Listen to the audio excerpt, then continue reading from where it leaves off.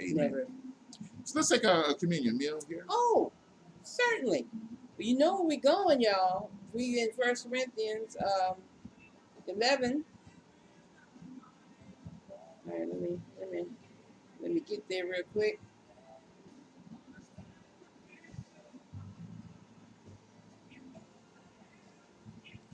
1 Corinthians 11 and 23.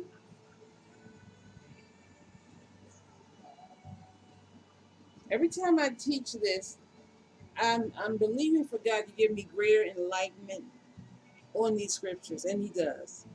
I have learned so much in these last how many weeks we've been doing this?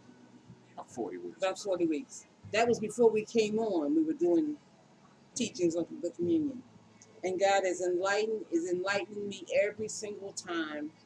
I see something a little different than I saw it before. Communion used to be, for me, a time when the church got together and they gave us some juice and a cracker, and there you go. That's what it was. I didn't understand there was power. There was um, there was a transfer of power at the communion. There was he was telling us about a substitution that was about to happen. That Last Supper. What we reading Corinthians. We reading what Paul wrote about it. But the Last Supper, Jesus' Last Supper, what he was doing was letting us know that something's about to happen that's going to take him from where he is and take us from where we are and exchange those two positions. Yeah. He was going to take our sin and we were going to take his righteousness. And he would never be the same as he was at that moment. And we were never going to be the same at that moment. There was an exchange. We were going to have an ability that he didn't have. Jesus could not take on sin unless he submitted to it. He couldn't. He had to willingly put himself in our position to take what we owed. That exchange. What's the word you used, honey? That substitution, propitiation. Oh, propitiation. That's your word. You're supposed to remember. No, that's not my word. It's a substitution, an exchange. And so the communion, when I started studying and reading about the communion, I began to see that it's not just a piece of bread, and it's not just a cracker. It is God saying, I'm taking your place so you can take my place. I was not a sinner. Jesus said I wasn't a sinner. And I say I wasn't righteous. And so that exchange happened. He became a sinner so I can become righteous. Yeah, that's the substitutionary sacrifice. That's communion, brothers and sisters. That's communion. Saints, that's communion. You become righteous because he became sin. And then he rose from the dead because he was sinless. He didn't do it. He was not guilty. He could raise from the dead to present his blood and his body before the Father in the heavenly tabernacle and be pure and cleansed and washed and live forever. Because he wasn't guilty. For how long it is that he's going to be living forever. That's how long our right standing with God is. Since he's never going to die, then therefore we're in right standing with God. Amen. Amen. So, 1 Corinthians 11:23. Yeah, 1 Corinthians 11. For I received from the Lord himself that instruction which I pass on to you. This is Paul writing to the Corinthians.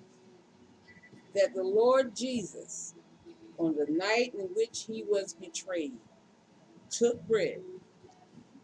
Thank you. And when he had given thanks, he broke it and said, "This represents my body, which is offered as a sacrifice for you." Who was guilty? We were guilty. Man was guilty. Jesus says, "I'm doing this for y'all because you can't pay the price. I came to pay the price because you couldn't pay it. I'm going to take on my own body that thing which I didn't do so that you can take on something that you can't do." We can't be righteous on our own. My righteousness is of him. My righteousness is not of me. I can't be good enough. I can't keep the law. Nobody could except him. He came to fulfill it by being the last lamb. The last lamb. The perfect Lamb of God that takes away the sin of the world. Thank you, Lord Jesus. Break it, take it, eat it. Hallelujah.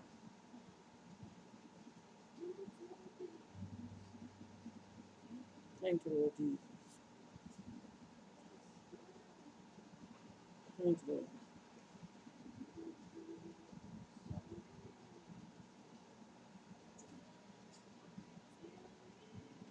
In the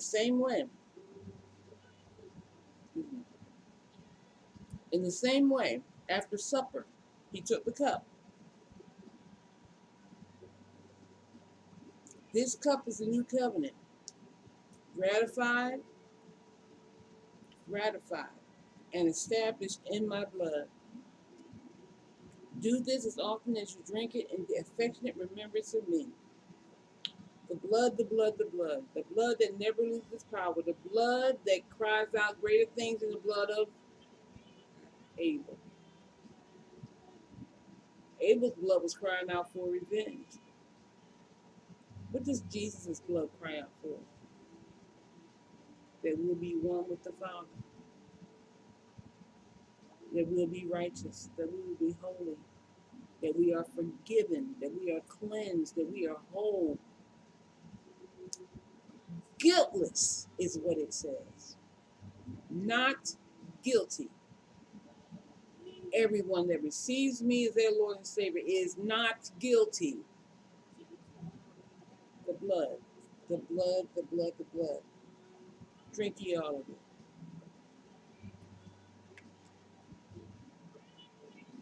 Hallelujah. Holy, holy, holy, holy, holy. Holy, holy, holy, holy. For every time you eat this bread and drink this cup, you are symbolically proclaiming the fact of the Lord's death until he comes again. Saints, you know I say it every time. He's coming back. He's coming back. He is coming again. If he came once, he's coming again to receive his body, which we are. We are the body. We are the church that God has built without hands. The bride of Christ. That's who we are. Now, that's not who we going to be. That's who we are. We are the bride that he's coming back for without spot or wrinkle. That's who we are.